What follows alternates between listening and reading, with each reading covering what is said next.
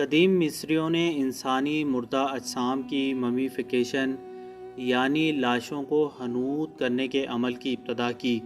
ان کے اس عمل کے پیچھے ان کا یہ عقیدہ تھا کہ ان کو حنوط کرنے سے مرنے کے بعد کی زندگی میں ان کی دوبارہ پیدائش ہوتی ہے، اور یہی عقیدہ مصریوں میں لاشوں کو حنوط کرنے کی وجہ بنا۔ مصر کے تمام فرعونوں کے دور میں انسانی لاشوں کو حنوط کرنے کے اثرات ملتے ہیں۔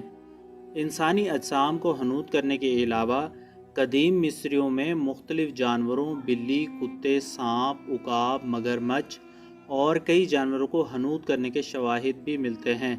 قدیم مصر میں جانوروں کو حنوط کرنے کی کئی ایک وجوہات ہیں۔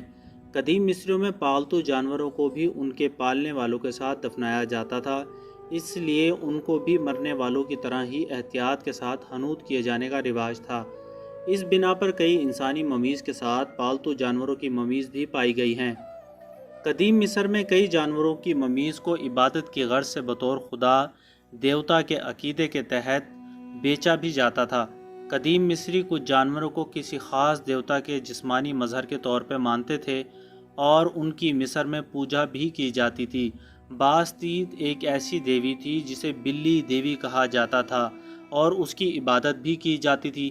اس کی نسبت سے قدیم مصریوں میں بلیوں کی حفاظت کی جاتی، ان کو پالا جاتا، ان کی خدمت کے علاوہ ان کو عزت و احترام دیا جاتا اور مقدس ترین مانا جاتا تھا۔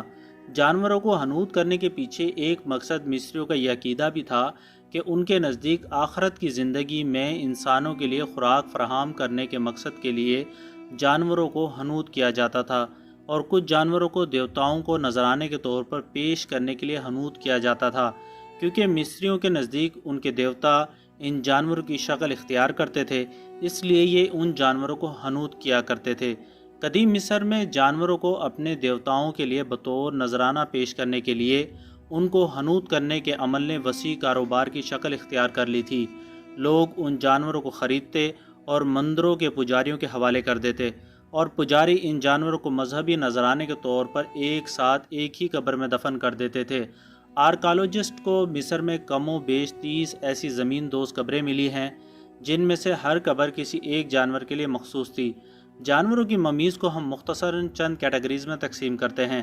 وہ پالتو جانور جن کو ان کے مالکان کے ساتھ دفن کیا جاتا تھا، اس کے پیچھے یہی عقیدہ تھا کہ مرنے کے بعد کی زندگی میں مالکان کے پاس ان کے پیارے پالتو جانور موجود رہیں گے۔